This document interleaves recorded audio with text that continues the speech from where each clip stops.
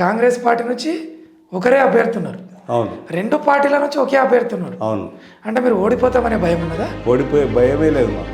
Okay, మరి గెలుస్తామనే నమ్మకం ఎట్లున్నది? మీకు ఒక పేరుంది అంటే నాకున్న సమాచారం, నేను తిరగడంలో తెలిసినటువంటి ఒక అంశం ఏంటంటే, ఏదైనా ఒక పంచాయతీ జరిగితే పంచాయతీలో ఇద్దరిని కాంప్రమైజ్ చేసుట్లా మీరు ఒక గనుడు లేకపోతే ఆ పంచాయతీలో కాంప్రమైజ్ చేయడంలో దిట్ట అని తెలిసింది.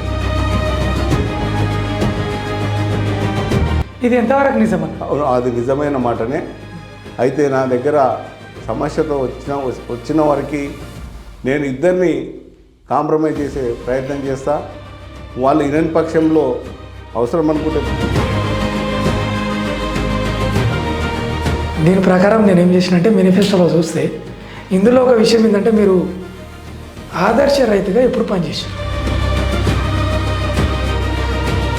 మీరు కుల మత భేదాలు లేకుండా తిరిగే అవకాశం ఎక్కువ ఉందని అంటున్నారు.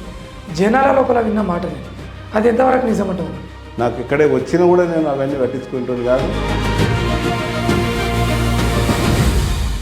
ఒకవేళ మీరు గెలిస్తే ప్రజలతోటి ఎట్లా ఉంటారు? ప్రజలతో ఎప్పుడు వాళ్ళకు అందుబాటులో 24 గంటలు ఉండి వారి యొక్క సమస్యలను ఎప్పటికప్పుడు పరిష్కరించడం. ఇప్పుడే నేను పరిష్కరిస్తున్నా. అధికారంలోకి వస్తే తప్పకుండా వాళ్ళ ఇంటి దగ్గర పోయి కానీ ఫస్ట్ మనం ఊర్లోకి వెళ్తే చీకటి అయిందనుకోండి, లైట్లు లేకపోతే చాలా ఇబ్బంది. అవును. దానిపైన మీరు ఎట్లా శ్రద్ధ తీసుకుంటారు? ప్రతి స్తంభానికి లైట్ ఉన్నదా లేదా అనేది నేను ఇన్ఫర్మేషన్ తీసుకొని దాన్ని వెంటనే పరిష్కారం చేయడానికి సిద్ధంగా ఉన్నాను. అవును. అందులో భాగంగా సామాజిక కార్యక్రమాల్లో కూడా మేనిఫెస్టోలో పెట్టింది. మొదటిది ఏంటంటే 5,000 రూపాయలు ఇస్తా అంటున్నారు. అవును. ఎవరికి ఇస్తారు, ఎందుకు ఇస్తారు? నా సొంతంగా ఇస్తా. ఎందుకంటే